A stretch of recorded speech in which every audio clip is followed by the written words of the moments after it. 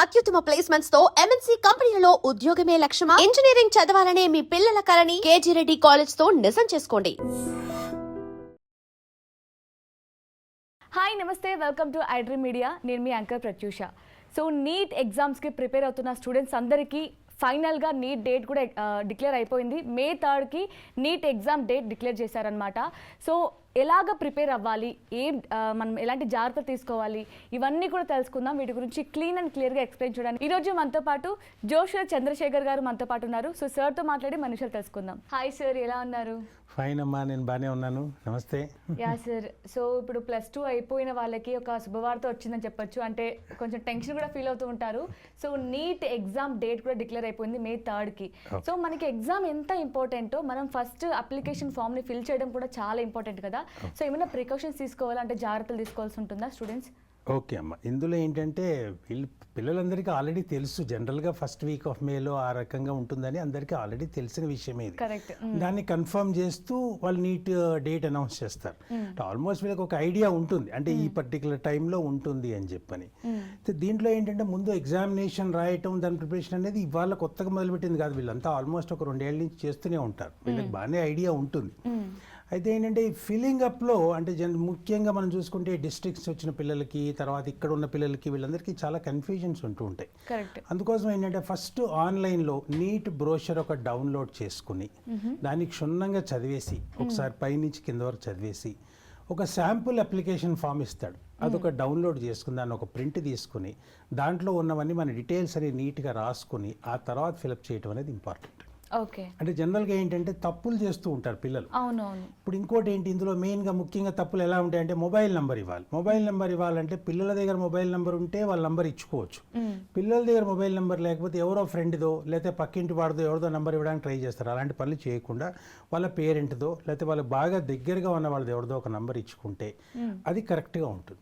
కొంతమంది కోచింగ్ ఇన్స్టిట్యూషన్లో ఉన్న వాళ్ళు ఏంటంటే ఆ అడ్రస్ ఆ కోచింగ్ ఇన్స్టిట్యూట్ ఇస్తారు. వాళ్ళు క్లియర్గా చెప్తారు, కోచింగ్ ఇన్స్టిట్యూట్ అడ్రస్ ఇవ్వద్దు, మీ ఇంటి అడ్రస్ ఇచ్చుకోండి అని క్లియర్గా ఇస్తారు. ఈ పాయింట్ ఒకటి. తర్వాత ఇంకోటి ఏంటి, ఐడెంటిఫికేషన్ కార్డులో ఆధార్ లేదు నా దగ్గర, ఇంకేదో ఐడెంటిటీ కార్డు ఇస్తానంటాడు. ఆ ఇంకోటి ఏదో ఇచ్చినప్పుడు ఏంటంటే కొన్ని వాళ్ళకి మళ్ళీ ఇంకేదో అడిషనల్ సెక్యూరిటీ ఏదో అడుగుతారు వాళ్ళు.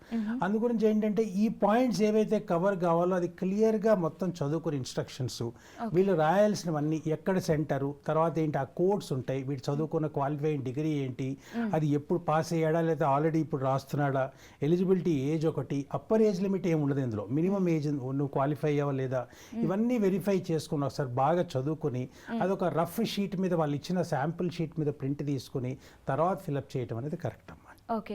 సో ఆధార్ కాకుండా ఇంకా వేరే కూడా అలౌ చేస్తారమ్మా. కాకపోతే ఏంటంటే దాంతో పాటు ఇంకేదో అడిషనల్గా ఇంకేదో అడుగుతాడు.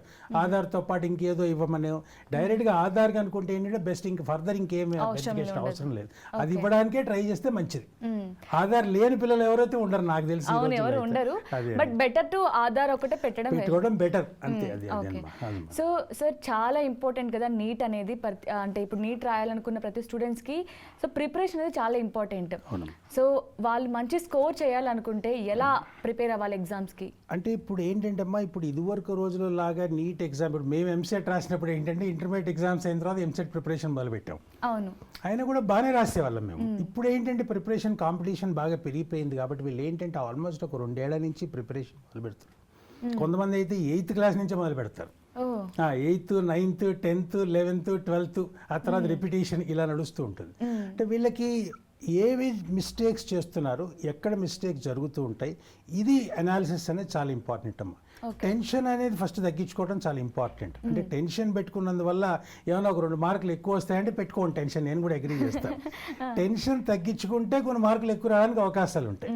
ఇప్పుడు ముఖ్యంగా దీంట్లో ఏంటంటే చాలా మంది పిల్లలు ఏంటంటే సబ్జెక్టులు ఏం ప్రిపేర్ అవ్వాలి అంటే జనరల్గా వీళ్ళకి ఏంటంటే బయాలజీ వీళ్ళకి చాలా ఈజీ అనిపిస్తుంది, బాటనీ జువాలజీ బాగా చదువుకోవచ్చు. ఫిజిక్స్ కెమిస్ట్రీ మాకు కొద్దిగా భయం కాబట్టి ఫిజిక్స్ కెమిస్ట్రీ వదిలేస్తాము. కెమిస్ట్రీ భయపడుతూ ఉంటారు, ఫిజిక్స్ కూడా భయపడుతూ ఉంటారు. ఇవి వదిలేసేసి ఓన్లీ బాటనీ జువాలజీ చదువుకుని వెళ్ళిపోతాను అంటారు. అంటే బాటనీ జువాలజీ మొత్తం 360 మార్కులకి 340 తెచ్చుకున్నా కూడా వాడికి సెలక్షన్ వచ్చే అవకాశం లేదు. ఇది క్లియర్గా అర్థం చేసుకోవాల్సిన పాయింట్. వాళ్ళు అంటే వాళ్ళు ప్రిపేర్ ప్రిపేర్ అయ్యే ముందు ఈ పాయింట్ మైండ్లో పెట్టేసుకుని నేను ఓన్లీ 2 సబ్జెక్టులు చదువుకుంటే నాకు సెలెక్షన్ రాదు కాబట్టి నేను 4 సబ్జెక్టులు చదవాల్సిందే అని ఒక పాయింట్ మైండ్లో పెట్టుకుని వాళ్ళు ప్రిపరేషన్ మొదలు పెడితే ఖచ్చితంగా బాగుంటుంది. ఇదివరకు రోజుల్లో ఎలా ఇచ్చేవాళ్ళంటే ఇప్పుడు ఎంసెట్ కూడా ఇదివరకు మెడికల్ ఎంట్రన్స్ ఇక్కడ లోకల్ కాలేజెస్కి ఉండేది.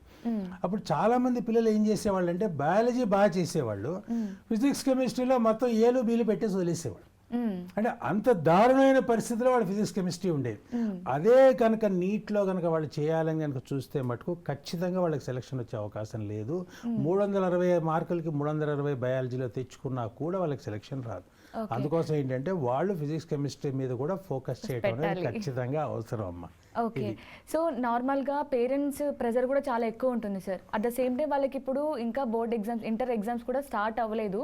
సో ఈ టైంలోనే వాళ్ళు ఇంటర్ టైంలోనే వీటికి ప్రిపరేషన్ స్టార్ట్ చేయాలంటారా, లేదంటే ఆర్ఎంసీ ఎగ్జామ్స్ రాసిన తర్వాత నీట్ గురించి ప్రిపేర్ అంటే ఇంటర్మీడియట్ ఎగ్జామ్ అనేది వీళ్ళకి ఏంటంటే ఈ రోజుల్లో చాలా ఈజీ అయిపోయింది. ఎందుకంటే ఇంపార్టెంట్ క్వశ్చన్స్ కొన్ని చదువుకోవటం, ఆ ఇంపార్టెంట్ క్వశ్చన్స్ రాసేయటం 99%, 99.9%, అంటే 600కి 595 ఇలా మార్కులు వస్తున్నాయి. అంటే ఇంటర్మీడియట్ జనరల్గా వీళ్ళకి పెద్ద ప్రెషర్ లేదు. కానీ ఇంటర్మీడియట్లో చదువుకున్న సబ్జెక్ట్ మటుకు వీళ్ళకి ఖచ్చితంగా నీట్లో కొంతవరకు ఉపయోగపడుతుంది.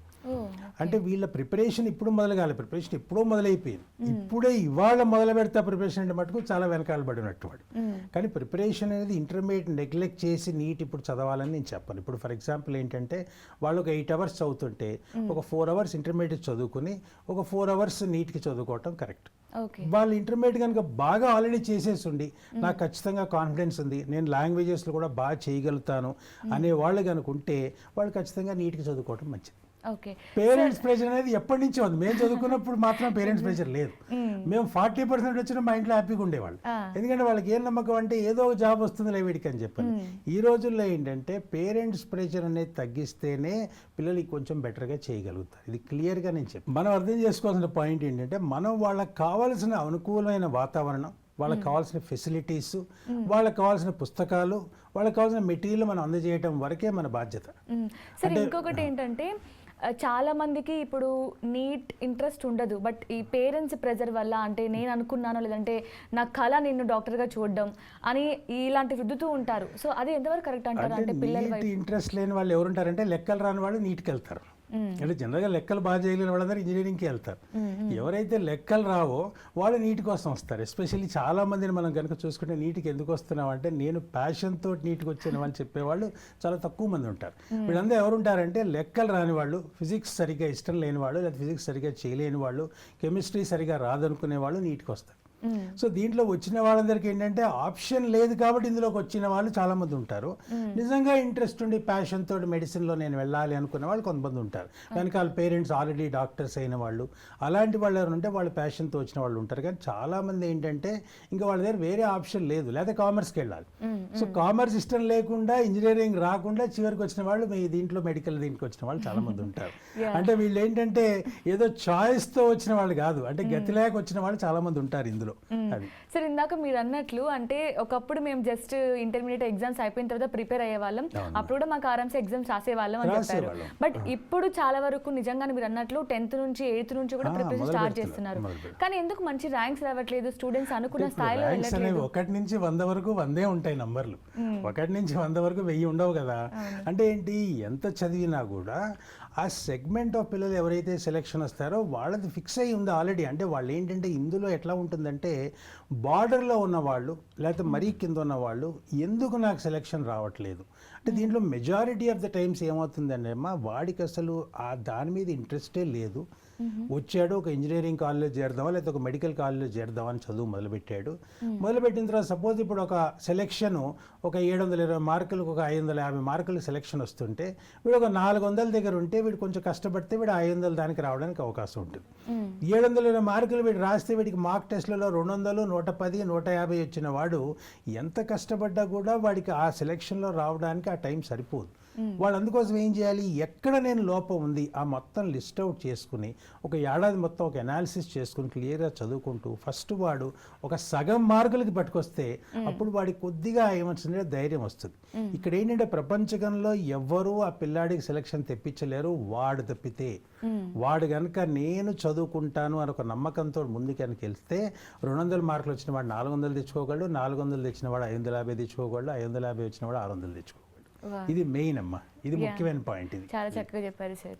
సార్ ఇంకొకటి ఏంటంటే ఇప్పుడు చాలా మంది చదివే విధానంలో చాలా డిఫరెన్స్ ఉంటుంది, అంటే ఒక్కొక్కరు ఒక్కోలా చదువుతూ ఉంటారు. ఇప్పుడు ఇంటర్లో చాలా మంది చేసే మిస్టేక్స్ ఏంటంటే నా స్కోర్ ఇంత కావాలి, సో ఈ చాప్టర్లో నేను ఫస్ట్ యూనిట్లో ఇంత కంప్లీట్ చేస్తాను, సో కొన్ని చాయిస్ కొల్లేస్తూ ఉంటారు, సో బెటర్ అని. సో నీట్కి ఎలా చదివితే బెటర్ అంటారు, అంటే ఫస్ట్ నుంచి చదవాలి లాస్ట్ నుంచి చదవాలి అని చాలా మంది ఇలాంటి టిప్స్ పెట్టుకుంటూ ఉంటారు. ఇంటర్మీడియట్ ఎగ్జామ్ ప్రిపరేషన్ అనేది ఒక డిఫరెంట్ స్టైల్ అమ్మా. అంటే మేము చదువుకున్న ఇంటర్మీడియట్ కూడా మేము మొత్తం బుక్ చదివేవాళ్ళం. ఇప్పుడు మొత్తం బుక్ చదివేవాళ్ళు చాలా తక్కువ మంది. ఇంపార్టెంట్ బేబీ క్యూ అని, స్టార్ క్యూ అని కొన్ని ఇంపార్టెంట్ క్వశ్చన్స్ వచ్చేసాయి మార్కెట్లో. ఈ బోర్డు వాళ్ళు కూడా అవే క్వశ్చన్లు ఇస్తున్నారు కాబట్టి వీళ్ళు ఏంటి అవి చదువుకుని వెళ్ళిపోతున్నారు. ఒక 100 క్వశ్చన్లో ఒక 150 క్వశ్చన్లో చదువుకుని వాడికి ఆల్మోస్ట్ కావాల్సిన 985 ఆర్ 990 మార్క్స్ వచ్చేస్తున్నాయి. దానివల్ల వాడికి సబ్జెక్ట్లో ఎటువంటి అవగాహన లేదు, ఎటువంటి నాలెడ్జ్ లేదు, అయినా వాడికి ఇంటర్మీడియట్లో మార్కులు వస్తున్నాయి. ఇది వరకు రోజుల్లో మెరిట్ బేసిస్ మీద సెలెక్షన్ ఉన్నప్పుడు అది సరిపోయేదేమో, ఇప్పుడు అది సరిపోదు. వీడు ఏం చేయాలంటే ప్రతి చాప్టర్ని క్షుణ్ణంగా అండర్లైన్ చేసుకుంటూ ప్రతి ఇంపార్టెంట్ పాయింట్ని రిపీట్ చేసుకుంటూ, కొన్నిసార్లు ఎలా ఉంటాయంటే అమ్మా మనం చదువుకున్నట్టుగా ఇప్పుడు which of the following are incorrect అన్నాడు అనుకోండి, ఇప్పుడు which of the following is correct అని చదువుతాడు వాడు. అనుకుని మొదటి చాయిస్ కరెక్ట్ అనగానే టిక్ కొట్టేస్తాడు, అది యాక్చువల్లీ వాడు అడిగింది ఇన్కరెక్ట్. చిన్న చిన్న మిస్టేక్స్ అంటే ఏంటంటే మనకు కావాలనుకున్నది వద్దన్నట్టుగా కనుక దాంట్లో చదివినట్టుగా అనిపిస్తుంటాయి. కొన్నిసార్లు ఏంటి మనం ఏదో చదువుతున్నప్పుడు ఇది ఉండాలంటే ఉండకూడదని చదువుతాం, లేదా ఉండకూడదంటే ఉండాలని చదువుతాం. ఇలాంటి మైన్యూట్ డీటెయిల్స్ కూడా మనం అండర్లైన్ చేసుకుంటూ వాటన్నిటిని రెడ్ పెన్ తోటో మార్కర్తో మార్క్ చేసుకుని ప్రతి లైను ప్రతి ఎగ్జాంపుల్ క్షుణ్ణంగా చదివి ఇంపార్టెంట్ నోట్స్ రాసుకుని ఎగ్జాంపుల్స్ ఎన్సీఆర్టీ పుస్తకాలు బాటనీ జువాలజీలో క్షుణ్ణంగా చదవటం అనేది ప్రతి పాయింట్ అర్థం చేసుకుంటూ చదవటం చాలా ఇంపార్టెంట్ అమ్మా. సో మీరేమైనా స్టూడెంట్స్కి బుక్స్ కానీ సజెస్ట్ చేస్తారా? అంటే ఆల్రెడీ వాళ్ళ టీచర్లు బోర్డు ఇచ్చేసారమ్మా, ఇంకా మనం కూడా ఇంకెందుకు వాళ్ళని పాప టెన్షన్ పెట్టాం. వాళ్ళ దగ్గర ఉన్న మెటీరియల్, వాళ్ళ దగ్గర ఉన్న ఎన్సీఆర్టీ బుక్స్ క్షుణ్ణంగా చదువుకుని వాళ్ళ టీచర్లు ఇచ్చిన క్లాస్ నోట్స్ ఒకసారి చదువుకుంటే సరిపోతుంది. మనం వాళ్ళు ఇంకాస్త స్పెషల్గా మనం వాళ్ళు ఈ పుస్తకం చదువు ఆ పుస్తకం చదువు అని వాళ్ళు ఊరికే టెన్షన్ పెట్టాలని చిన్న అవసరం లేదు. ఏ మెటీరియల్ అయినా ఆల్మోస్ట్ కామన్గానే ఉంటాయి, 70% సిలబస్ కామన్గానే ఉంటుంది. వాళ్ళు ఇచ్చిన టీచర్ నోట్స్ని మటుకు షార్ట్ నోట్స్ లాగా దాన్ని రాసుకుని నీట్గా అది కనుక రివిజన్ చేసుకుంటే వాళ్ళకి ఎక్కువ బెనిఫిట్ ఉంటుంది. టీచర్ మీద ఎక్కువ నమ్ముకుంటే చాలా బెనిఫిట్ వాడికి జరుగుతుంది మనం చెప్పేదానికంటే కూడా. ఎందుకంటే ఆ టీచర్ మీద వాడికి నమ్మకం ఉంటుంది. ఆ టీచర్ వాడి మెంటాలిటీ అర్థం చేసుకుని ఇది చదువుకో అని చెప్తాడు. ఆ పాయింట్స్ని రాసుకుని దాన్ని క్లియర్గా కనుక చదువుకుంటే మటుకు వాళ్ళకి బెనిఫిట్ ఖచ్చితంగా జరుగుతుంది.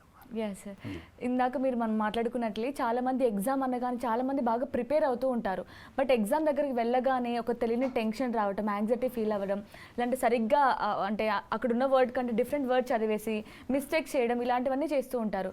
సో మెయిన్గా మన తెలుగు 2 రాష్ట్రాలు స్టూడెంట్స్కి మీరు ఏమైనా టిప్స్ చెప్తారా ఎగ్జామ్లో ఎలాంటి ఫాలో అవుతే మంచిది అని? అంటే ఫస్ట్గా ఏంటంటే అమ్మా బేసిక్గా ఏంటంటే మనకంటే ఇంపార్టెంట్ ఏది లేదు లైఫ్లో. అంటే ఏంటంటే నేను ఇంపార్టెంట్ ఫస్ట్, నా తర్వాత ఎగ్జామ్. ఈ పాయింట్ కనుక మైండ్లో కనుక పెట్టుకుంటే పిల్లాడు అర్థం చేసుకోవాల్సింది అంటే anything is not important more than B. నేను టెన్షన్ పడి అనవసరంగా ఒక ఎగ్జామ్ కోసమని నేను పాడు చేసుకుంటూ నేను అనవసరమైన బాధపడుతూ ఇంట్లో వాళ్ళని బాధ పెట్టడం కంటే కూడా ఎగ్జామ్ అనేది ఒక మైలురాయి మాత్రమే, అది డెస్టినేషన్ అయితే కాదు. ఈసారి రాకపోతే నెక్స్ట్ టైం వస్తుంది, నెక్స్ట్ టైం రాతే ఇంకోటి వస్తుంది. ఈ పాయింట్ ఫస్ట్ మైండ్లో పెట్టుకుని టెన్షన్ కనుక పక్కన పెట్టుకుంటే మామూలుగా చేసేదానికంటే వాడు 10% బెటర్గా చేయగలుగుతాడు. సేమ్ ప్రిపరేషన్ మైనస్ టెన్షన్, అంటే సేమ్ ప్రిపరేషన్ మైనస్ టెన్షన్ కనుక పెట్టుకుంటే క్లియర్గా వాడు చేసేదానికంటే 10% ఎక్కువ వస్తాయి. ఇంకోటి ఏంటంటే వీళ్ళు రాసే మార్క్ టెస్ట్లలో, వీళ్ళు రాసే రెగ్యులర్గా రాసే ఎగ్జామినేషన్స్లలో వచ్చే మార్కులకి యాక్చువల్గా వచ్చే మార్కులకి ఏం సంబంధం ఉండదు. కొంతమంది పిల్లలు టాపర్స్ని వదిలేసేస్తే మిగతా వాళ్ళందరికీ ఏంటంటే ఇక్కడ వాడికి 720కి 600 వచ్చాయండి, ఎగ్జామినేషన్లు పోతే వాడికి 600 రావలేదు, 650 రావచ్చు, లేదా 500 రావచ్చు, లేదా 400 రావచ్చు. సో ఈ మార్కులు అనేవి ఎటువంటి ఏమంటారంటే దాన్ని ఒక ఇండికేషన్ కాదు వాడు ఏం చేస్తాడని. ఆ రోజు ఎగ్జామ్లో చేయటం ఏంటి అనేది ఇండికేషన్. మన ఎవరో ఒక స్టూడెంట్ నాతో చెప్తుంది, ఆ అమ్మాయి మొత్తం అన్ని మార్క్ ఫర్ లేటర్ అని రాసుకుందిట, ఎగ్జామినేషన్లో మార్క్ ఫర్ లేటర్ దాన్ని చేయకుండా ఆన్సర్ చేయకుండా వదిలేసి వచ్చిందిట, మొత్తం 0 వచ్చాయి ఆ అమ్మాయికి మార్కులు. అంటే ఇలా కూడా జరుగుతూ ఉంటాయి. ఇలాంటి మిస్టేక్స్ జరిగినాయంటే చాలా ఆశ్చర్యం వేస్తుంది మనకి. అంటే ఆ పిల్ల కనీసం ఒక 100 టెస్టులు మార్క్ టెస్టులు రాసి ఉంటుంది. అటువంటి స్టూడెంట్ కూడా మంచి స్టూడెంట్ అయి ఉండి 75 క్వశ్చన్లకి ఒక 62, 63 చేసి అవన్నీ మార్క్ ఫర్ లేటర్ పెట్టుకుని వాటికి ఫైనల్గా ఆన్సర్ చేయకుండా వచ్చేసరికి 0 మార్కులు వచ్చాయి అమ్మాయికి. ఇలాంటి మిస్టేక్స్ జరుగుతుంటాయి. మనం కూడా ఇందులో కూడా ఏంటంటే ముఖ్యంగా నీట్ ఎగ్జామ్లో ఏంటంటే ఈ ఓఎంఆర్లు జనరల్గా పిల్లలకి ఏంటంటే లాస్ట్ 10 నిమిషాల్లో మార్క్ చేసే అలవాటు ఉంటుంది. అది దాన్ని పక్కన పెట్టుకుని ఏ క్వశ్చన్కి ఆ క్వశ్చన్ అయిపోయిన తర్వాత మార్క్ చేసుకోవడం కరెక్ట్. లేదంటే ఒక సబ్జెక్ట్ అయిపోయిన తర్వాత ఆ మొత్తం మార్క్ చేసుకుని మళ్ళీ చేయటం. ఎందుకంటే జనరల్గా ఓఎంఆర్లో ఏం జరుగుతుందంటే వీళ్ళు మధ్యలో కొన్ని క్వశ్చన్లు వదిలేస్తారు. వదిలేసినప్పుడు ఏంటంటే ఆ క్వశ్చన్ వదిలేసిన దాన్ని సరిగ్గా తీసుకోకుండా దాని నుంచి మళ్ళీ మొదలు పెడతారు. అంటే 1వ క్వశ్చన్ నుంచి రాయాల్సింది 2వ క్వశ్చన్ వీడి 3వ క్వశ్చన్ అవుతుంది. అప్పుడు ఏమవుతుంది, ఆ మొత్తం ఓఎంఆర్ అంతా రాంగ్గా మార్క్ అయిపోతుంది. ఆ మొత్తం ఓఎంఆర్ రాంగ్ మార్క్ వేసరికి వాడికి వచ్చే మార్కులు పోయి నెగిటివ్ మార్కులు రావడం మొదలు పెడతాయి. ఇదేంటంటే వాళ్ళు జాగ్రత్తగా అర్థం చేసుకోవాల్సిన పాయింట్ ఏంటంటే ఎప్పటికప్పుడు టెన్షన్ లేనప్పుడు మనం కనుక మార్క్ చేసేసుకుంటే, ఇప్పుడు ఫస్ట్ బాటనీ చేస్తున్నారు, బాటనీ అయిపోయింది, జువాలజీ అయిపోయింది, అయిపోయిన తర్వాత మొత్తం మార్క్ చేసేసుకుని లాస్ట్ ఒక అరగంట ముందు ఓఎంఆర్ మార్క్ చేసుకునే పద్ధతిని పక్కన పెట్టుకుని ముందే అన్ని క్లియర్గా మార్క్ చేసుకుంటూ వస్తే వాళ్ళకి ఆ టెన్షన్ తగ్గుతుంది. టెన్షన్ తగ్గించుకుంటే 10% మార్కులు ఎక్కువ వస్తాయి. ఇలా మార్క్ ఫర్ లేటర్ అని రాసుకున్న తర్వాత టైం అయిపోతుందని ఇందులో మార్క్ ఫర్ లేటర్ ఓఎంఆర్ కాబట్టి ఇందులో ఆ ప్రాబ్లం లేదు. వీళ్ళు ఏం చేస్తారు, ఆ తొందరగా మార్క్ చేసి 2వ క్వశ్చన్ దగ్గర నుంచి మొదలు పెట్టాల్సింది 3వ క్వశ్చన్ నుంచి మొదలు పెడతారు, మొత్తం అన్ని పోయినట్టే ఆన్సర్స్. ఇలాంటి నెక్స్ట్ కి షిఫ్ట్ అయిపోతుంది కాబట్టి మొత్తం పోతాయి. ఇది జాగ్రత్తగా ఉండి వాళ్ళు ఓఎంఆర్ని చివర్లు మార్క్ చేయకుండా ముందే మార్క్ చేసుకోవటం మంచిదమ్మా. ఇది చాలా ఇంపార్టెంట్ సార్, చాలా ఇంపార్టెంట్ పాయింట్ అనేది. ఆన్లైన్ దాంట్లో ఈ మిస్టేక్ మార్క్ ఫర్ లేటర్ జరిగిన మిస్టేక్ ఇందులో కూడా జరుగుతూ ఉంటాయి.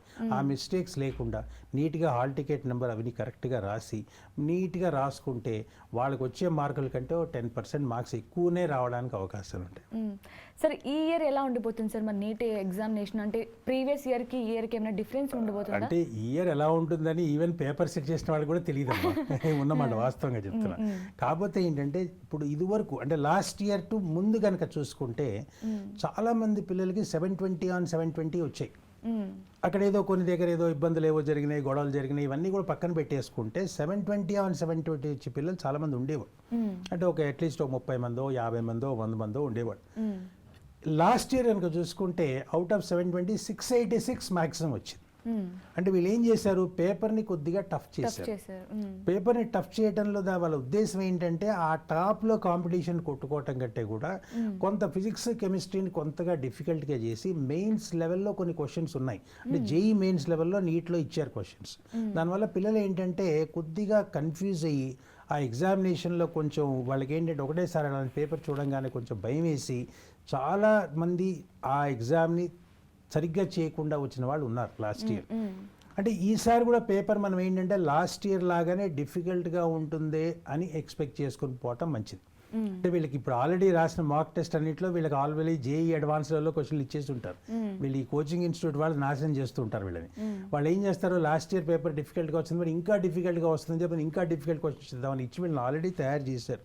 అయితే వీళ్ళు మైండ్లో పెట్టుకోవాల్సిన విషయం ఏంటంటే పేపర్ కనుక చాలా డిఫికల్ట్గా ఉంటే నువ్వు కంగారు పడాల్సిన అవసరం లేదు. ఇది ఒక్కళ్ళకి డిఫికల్ట్ ఉండదు, అందరికీ డిఫికల్ట్గానే ఉంటుంది పేపరు.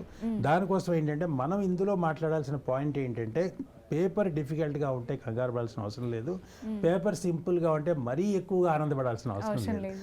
యాజ్ ఇట్ ఈజ్ ఆ పేపర్ ఎలా ఉందో దాన్ని అలాగే దాన్ని డీల్ చేయటం మంచిది. సో ఫస్ట్ పేపర్ రాగానే చూసుకొని నీట్గా జాగ్రత్తగా చూసుకొని దాంట్లో ఏమైనా డిఫికల్ట్ క్వశ్చన్ దాన్ని వదిలేసి మిగతా సింపుల్ క్వశ్చన్ చేసుకుంటూ ఏదైనా ఒక క్వశ్చన్లో మనకి ఏదైనా కన్ఫ్యూజన్ స్టేట్మెంట్ ఏదైనా చదవటంలో మనకి ఏదైనా ఇబ్బంది ఉంటే ఆ క్వశ్చన్ వదిలేయటం మంచిది. దాన్ని ఏదో పెద్దగా పట్టుకుని దాని వెనకాల పాకులాడాల్సిన అవసరం లేదు, టైం వేస్ట్ అయిపోతుంది. ఇప్పుడు ఇన్ఫరెన్స్, రీజనింగ్, అసెర్షన్ క్వశ్చన్స్ ఉంటాయి. దాంట్లో ఒక్కొక్కసారి ఎట్లా ఉంటుందంటే assertion is correct, reasoning is correct and it is the explanation of reasoning is the correct explanation of the assertion ఏదైనా ఇలాంటి స్టేట్మెంట్స్ ఉన్నప్పుడు వీళ్ళకి కొన్నిసార్లు ఏంటంటే అది రెండు కరెక్ట్గా అనిపిస్తే ఒకదాని ఒక ఎక్స్ప్లెనేషన్ అవుతుందా కాదా అని ఒక కన్ఫ్యూజన్ వస్తుంది.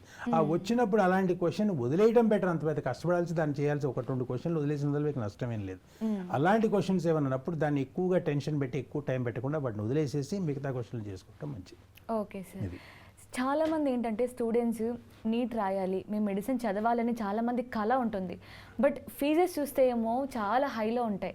ఎందుకు సార్ అంత హై ఉంటాయి ఫీజెస్ నీట్కి?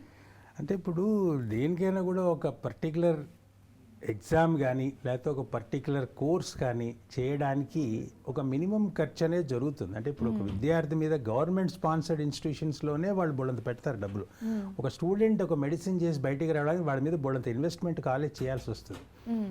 ఆ డబ్బులు వాళ్ళు సరిగ్గా దాంట్లో ఖర్చు పెట్టడానికి కావాల్సినంత లేకుండా జేబులో నుంచి పెట్టుకునే పరిస్థితి లేకుండా ఉండాలి. కాబట్టి వాళ్ళు ఒక మినిమం ఫీజు అనేది డిక్లేర్ చేస్తారు. దీని వెనకాల గవర్నమెంట్ సపోర్ట్ ఉంటుంది, వాళ్ళు ఎక్స్ప్లెయిన్ చేయగలుగుతారు. మా ఇన్ఫ్రాస్ట్రక్చర్కి, మాకు కావాల్సిన రిక్వైర్మెంట్కి, మాకు కావాల్సిన ఈ ల్యాబొరేటరీస్కి ఇవన్నిటికీ ఇంత ఖర్చు అవుతుందని చెప్తారు. ఈవెన్ ఇప్పుడు నీట్ ఎగ్జామ్ ఫీజు చూసుకున్నా కూడా నీట్ ఎగ్జామ్ ఫీజు తీసుకుంటే ఈసారి ఎంత 1700 ఎంత ఫీజు పెట్టారు వాళ్ళు. అంటే నాకు అనిపించింది 1700 అంటే వీళ్ళు 22 లక్షల మంది లాస్ట్ ఇయర్ అప్లై చేశారు. అంటే 22 ఇంటూ ఒక 1700 కనుక ఫీజు పెట్టుకుంటే అప్రాక్సిమేట్గా వీళ్ళు కనుక చూసుకుంటే ఒక 240-300 కోట్లు వీళ్ళ దగ్గర కలెక్షన్ అవుతుంది కదా. ఇంత వీళ్ళకి అవసరమైన డబ్బులు తగ్గించవచ్చు కదా అని నాకు అనిపించింది. అప్పుడు నేను కొంచెం రీసెర్చ్ చేసి చూస్తే వాళ్ళు ఎన్టీఏ వాళ్ళు కండక్ట్ చేసే వెరైటీ ఆఫ్ ఎగ్జామ్స్లో లాస్ట్ ఇయర్ వాళ్ళు ఇచ్చిన డేటా పూర్తిగా ఇండివిజువల్గా ఇవ్వలేదు కానీ ఒక 1000 కోట్లు ఖర్చు అయిందంట వాళ్ళకి. వాళ్ళకి ఏంటి వచ్చిన డబ్బు ఏంటి, బేసిక్ ఎక్కడి నుంచి వస్తుంది, నీటు తర్వాతనేమో ఐఐటి, ఈ రెండింటి నుంచి వస్తుంది. ఇంకా మిగతా చాలా ఎగ్జామ్స్ ఉంటాయి, వాళ్ళు ఇంతమంది రాయరు. సో వీళ్ళకి వచ్చే ఫీజు వీళ్ళు ఖర్చు పెట్టేది ఇంచుమించుగా సరిపోతుంది. వాళ్ళు ఏం పెద్ద లాభం కోసం చేయట్లేదని నాకు అనిపించింది ఆ డేటా కనుక చూస్తే. సో ఏదైనా ఒక ఫీజు పెట్టారు అంటే వాళ్ళకి అంత మినిమం ఖర్చు అనేది అవుతుంది అక్కడ. ఇప్పుడు ఇందులో ఏంటంటే ప్రాబ్లం ఎక్కడ వస్తుందంటే ఎవరైతే విద్యార్థులు ఎఫర్ట్ చేయలేరు, అంటే ఇప్పుడు కొంతమందికి ఏంటంటే ఇప్పుడు వాళ్ళు సెలెక్షన్ వచ్చింది మేము డబ్బులు పెట్టుకోలేము అన్న వాళ్ళకి చాలా ఆప్షన్స్ ఉన్నాయమ్మా ఇవాళ రేపు. బ్యాంక్ లోన్స్ ఉన్నాయి, తర్వాత కొంతమంది కొన్ని ఇన్స్టిట్యూషన్స్ స్పాన్సర్ చేస్తున్నారు, కొంతమంది మంచి పొజిషన్స్లో ఉన్న వాళ్ళు మనం అప్రోచ్ చేయగలిగితే వాళ్ళు స్పాన్సర్ చేయడానికి రెడీగా ఉన్నారు. ఇలాంటి అవకాశాలు ఉన్నాయి. ఫస్ట్ సీట్ అనేది తెచ్చుకుంటే దాని గురించి మనం ఎలా అనేది మన నెక్స్ట్ పాయింట్. కానీ చాలా మంది స్టూడెంట్స్ ఆగిపోతూ ఉంటారు, మేము అంటే డబ్బు కోసం ఆగిపోయిన వాళ్ళు ఈ రోజుల్లో నాకు తెలిసి డౌటేనమ్మా ఎవరైనా ఉన్నారంటే. ఎందుకంటే అవకాశాలు ఉన్నాయి. అంటే ఏంటంటే స్పాన్సర్ చేసేవాళ్ళు ఉన్నారు, పెద్ద పెద్ద కార్పొరేట్ హౌసెస్ ఉన్నాయి. వాళ్ళని దాంట్లో ఎవరైనా మనకు తెలిసిన వాళ్ళ ద్వారా మనం వెళ్తే డైరెక్ట్గా వెళ్ళి మాట్లాడితే, లేకపోతే ఎవరైనా మనకి ఇంటి పక్కల చుట్టుపక్కల ఉన్న వాళ్ళు ఎవరైనా అడిగితే, అంటే వాళ్ళు జనరల్గా హెల్ప్ చేసే వాళ్ళు కనిపిస్తున్నారు ఈ రోజుల్లో. అంటే ఇదివరకు రోజుల్లో లాగా ఏంటంటే నా దగ్గర లేవు నేను నీకేమి ఇస్తాననే పరిస్థితి కాకుండా మనం కరెక్ట్గా స్పాన్సర్, ఇప్పుడు నాకు తెలిసిన వాళ్ళు కొంతమంది ఉన్నారు, వాళ్ళు ఇట్లాంటి పిల్లలకి స్పాన్సర్ చేస్తూ ఉంటారు. అలాంటి వాళ్ళని కనుక మనం పట్టుకోగలిగితే ఈ ఆర్థికంగా ఫైనాన్షియల్ రీజన్ వల్ల కోర్స్ చదవలేని వాళ్ళు చాలా తక్కువ మంది ఉన్నారు నాకు అనిపిస్తుంది. అంటే ఇందులో ఎవరన్నా ఉంటే మరి తెలియదు, మరి అలాంటి వాళ్ళు ఎవరన్నా ఉంటే మరి వాళ్ళు ఇలాంటి వాళ్ళని అటాచ్ చేయటం అనేది ఎవరన్నా చేయాలి. మీలాంటి టీవీ వాళ్ళు, మీడియా వాళ్ళే చేయాలి. ఈ పిల్లలు ఉన్నారు, వీళ్ళందరికీ సెలెక్షన్ వచ్చింది, ఎవరన్నా స్పాన్సర్ చేయగలుగుతారా అని ముందుకు రండి అని కనుక మీరు కనుక ముందుకు తీసుకొస్తే నేను అనుకుంటున్నా స్పాన్సర్ చేయ వాళ్ళు ఉన్నారు. అలాంటి వాళ్ళు దొరుకుతారని నాకు అనిపిస్తుంది. అది చాలా గ్రేట్ ఆ విషయం అయితే మాత్రం. అంటే చదువు అనేది చాలా ఇంపార్టెంట్ కాబట్టి ఒక స్టూడెంట్స్కి మనం చాలా మంది స్టూడెంట్స్కి వాళ్ళ చదువుకి మనం హెల్ప్ చేసిన వాళ్ళు అవుతాం. డెఫినెట్గా మీరు అలాంటి ప్రోగ్రామ్ ఒకటి చేయండి. ఇంతమంది సెలెక్షన్ వచ్చాయి, ఇగో ఎవరైనా స్పాన్సర్ చేయడానికి ముందుకు వస్తారా అని మీరే ఒక ప్రోగ్రామ్ చేయండి. ఆ పిల్లలు జెన్యూన్ పిల్లలు, వాళ్ళకి సెలెక్షన్ వచ్చినాయి, ఎఫర్ట్ చేయలేరు, ఎవరైనా ముందుకు వస్తారు చేయడానికి. అలాంటి ప్రోగ్రామ్ ఒకటి చేయండి అమ్మా మీరు. డన్ సార్, తప్పకుండా. సో ఫైనల్గా ఇప్పుడు నీట్ ఎగ్జామ్స్ రాయబోయే స్టూడెంట్స్కి ఏం చెప్తారు? వాళ్ళ తల్లిదండ్రులు కావచ్చు, స్టూడెంట్స్ కావచ్చు. అంటే ఫస్ట్ ఆఫ్ ఆల్ ఏంటంటే తల్లిదండ్రులకు చెప్పాల్సిన మొదటి పాయింట్ ఏంటంటే మనం ఒక చెట్టు విత్తనం నాటుతున్నాం, దానికి కావాల్సిన వాటరు, దానికి కావాల్సిన అట్మాస్ఫియర్, దానికి కావాల్సిన ఎరువులు అన్నీ వేయండి.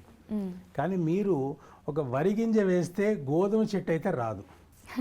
వాడు ఏమవ్వాలనుకున్నాడో అదే అవుతాడు ఆ పిల్లోడు. సో అందుగురించి ఏంటంటే వాడిని మనం ఎక్కువగా ఇబ్బంది పెట్టేసి నువ్వేంటంటే ఇక్కడ ఈ పాయింట్ ఉంది, ఇది నువ్వు చేయాల్సిందే అని అంటే మటు కుదరదు.